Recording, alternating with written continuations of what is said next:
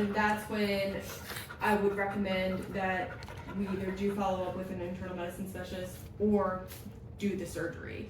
However, that's all also very expensive, and I understand if that it's very invasive, it's a lot more to put him through, and it's a lot more money. Yeah. So the most kind of non-invasive and optimistic plan would be to just continue monitoring. If his PCV continues to go up, even if he is still urinating blood, yes. Wait, what's the PCV? Sorry, that the value we're measuring to check his level of anemia.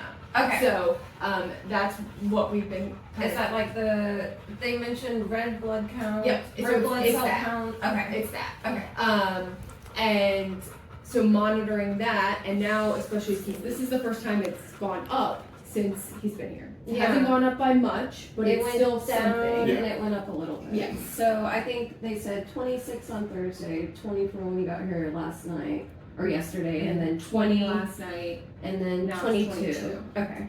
So I would say that if we keep seeing improvement with that, then we're making progress, and whatever he's got going on is slowing down.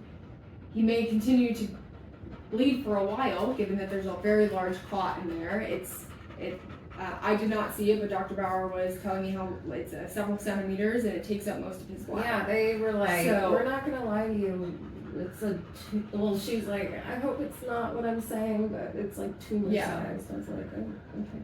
So on the optimistic side, that if this is just a blood clot, that's all we're dealing with. It may take some time for that to fully get out of there. It's going to be a little uncomfortable in the meantime, but we can treat him with pain medications.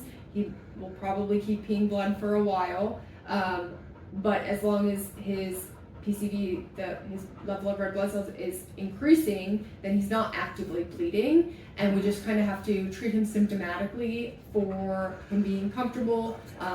He needs to go to the bathroom frequently, and just really kind of get him through that way until, assuming that this is a blood clot, until it's gone. So the blood clot could potentially pass on its own. It just may take. It just takes time. Because especially with the size of it. Yes. Okay.